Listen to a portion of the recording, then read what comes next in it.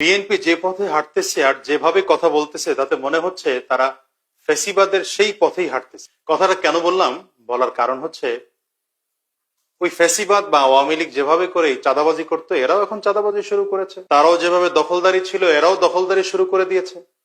তারা যেভাবে গুম, খুন, হত্যা, ধর্ষণের সাথে লিপ্ত ছিল, এরাও সেই একই অপরাধে জড়িত। শুধু তাই না, এই সকল অপরাধীদের যারা সমালোচনা করছে বা প্রতিবাদ করছে, এদের বিরুদ্ধে নোংরা ভাষায় প্রতিবাদ করা শুরু করেছে। ওই আওয়ামী লীগ যেভাবে করত, এরাও ঠিক সেভাবেই আরম্ভ করেছে। এভাবেই যদি চলতে থাকে তাহলে তো বিএনপির জনপ্রিয়তা দিন দিন কমে যাবে। যেমন দেখেন, ঢাকা মহানগর দক্ষিণের একজন গুরুত্বপূর্ণ দায়িত্বশীল তিনি বললেন চরমনাইয়ের পীর ভণ্ড এবং তাকে যেখানে পাবেন সেখানেই তাকে শায়েস্তা করবেন। যেখানে ভণ্ডকে পাবেন ওখানেই ওকে শায়েস্তা করবেন। এটা কি রাজনৈতিক কোনো চমৎকার কোনো ভাষা? আচ্ছা, এরপরে বলা হলো আরেকজন, সেও নাকি খুব গুরুত্বপূর্ণ কোন পদে আছে, তিনি বলেছে যে পীর সাহেব চরমনাই নেশাখোর। অর্থাৎ স্লোগানটার ধরন এমন ছিল, মিথ্যা বলি নেশা খাই পীর সাহেব চরমনাই। বিএনপির এক প্রোগ্রামে কেন্দ্রীয় নেতাদের সামনে পেইড একজন মৌলবীকে আনা হলো।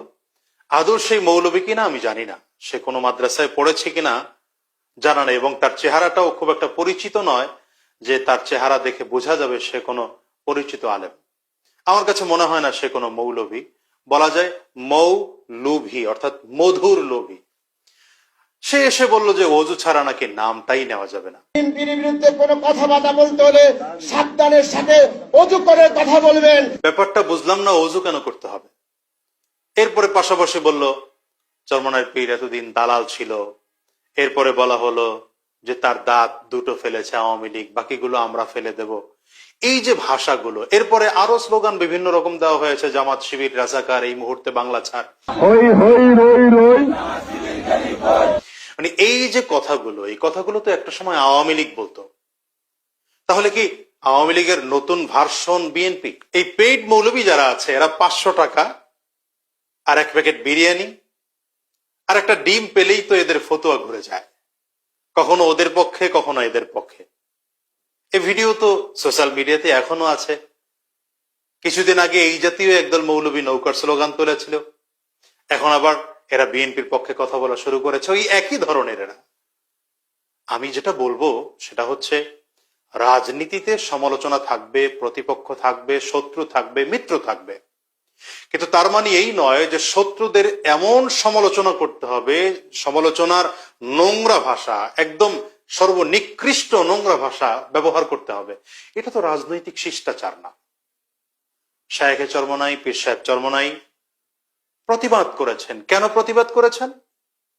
বিএনপির নেতাকর্মীরা বর্তমানে নির্যাতন করছে, জুলুম করছে, চাঁদাবাজি করছে, দখলদারি করতেছে, এদের বিরুদ্ধে তিনি প্রতিবাদ করেছেন। বিশেষ করে মিটফোর্ড এলাকায় সোহাগকে যেভাবে হত্যা করা হলো পাথর নিক্ষেপ করে, এটা তো ইতিহাসের বর্বরতাকে পর্যন্ত হার মানিয়েছে। আমরা তো জাহিলি যুগে এমন মৃত্যু দেখিনি। হ্যাঁ, দেখেছি আমরা আওয়ামী লীগের আমলে, ফ্যাসিবাদের আমলে তারা লগি বৈঠা নিয়ে প্রতিপক্ষকে মারত।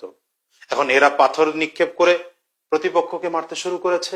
এমনই যদি চলতে থাকে তাহলে জুলাই গণ অভ্যুত্থানের কোনো প্রয়োজন ছিল না। আবু সাঈদ আর মুগ্ধের জীবন দেওয়ার, হাজারো মানুষের রক্ত আর আহত হওয়ার প্রয়োজন ছিল না। এই পরিবেশগুলো টিকিয়ে রাখার জন্য শায়েখে চরমনাই, পীর সাহেব চরমনাই প্রতিবাদ করেছেন।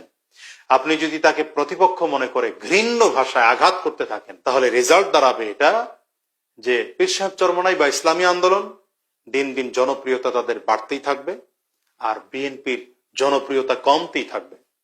সুতরাং রাজনীতিতে নোংরামি নয়, আসুন সুস্থ রাজনীতির চর্চা করি। সবাই ভালো থাকবেন, সুস্থ থাকবেন। ইনকিলাব জিন্দাবাদ, বাংলাদেশ জিন্দাবাদ।